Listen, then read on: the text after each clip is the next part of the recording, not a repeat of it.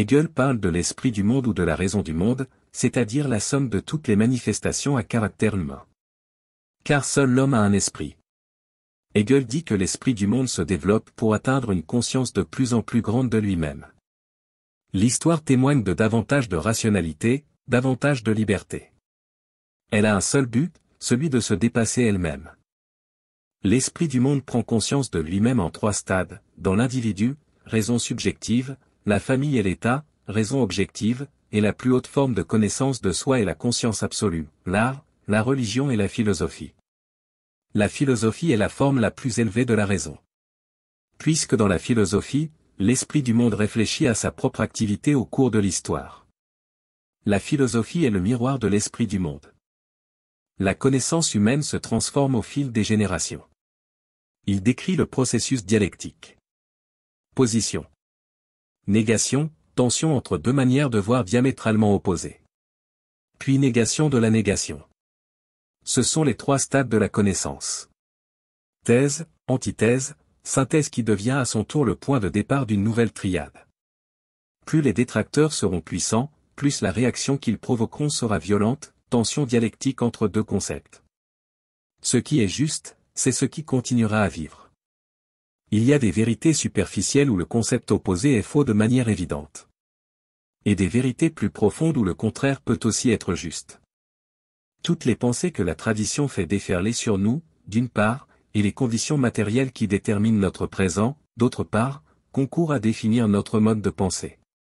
L'individu naît dans un certain contexte historique. Personne ne peut avoir une relation libre vis-à-vis de ce contexte. Chaque chose peut être juste, ou fausse, selon le contexte historique. Il souligna l'importance des forces objectives, la famille et l'État. L'individu est une partie organique dans une communauté. Il est impossible de s'abstraire de la société. La raison se révèle avant tout dans la langue. Ce n'est pas l'individu qui crée la langue, mais bien la langue qui crée l'individu. Hegel dit que la vérité est fondamentalement subjective. Il ne croyait pas qu'il puisse exister une vérité au-dessus ou en dehors de la raison humaine. La raison est un processus. La vérité est ce processus, sans aucun critère extérieur.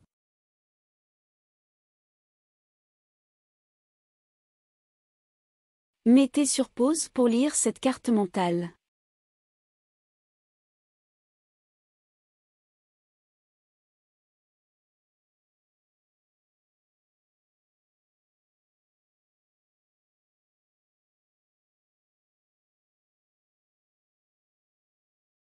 Le panthéisme des romantiques, tout comme l'historicisme de Hegel, noyait la responsabilité individuelle.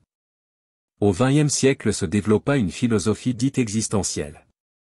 Kierkegaard en est le précurseur. Si on nous a pardonné, si on nous aime, notre premier baiser est ce qui compte vraiment pour nous.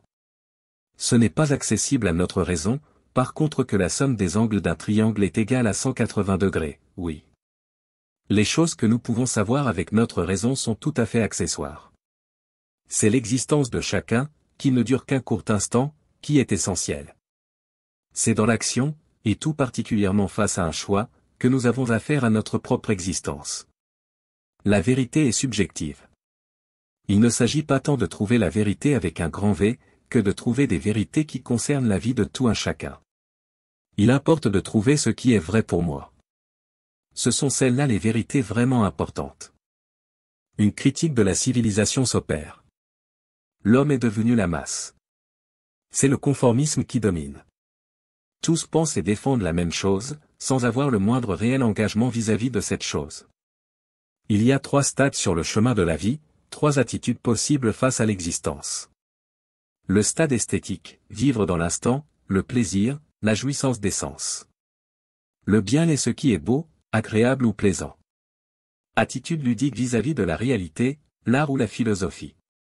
Un sentiment d'angoisse et de vide s'installe rapidement. L'alternative est une prise de conscience, puis décider de choisir de passer au stade éthique, vivre selon des critères moraux pour savoir ce qui est juste ou faux, pour choisir et agir.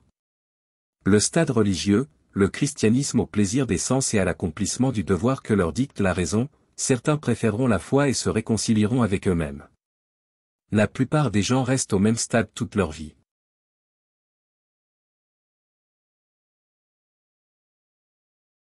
Mettez sur pause pour lire cette carte mentale.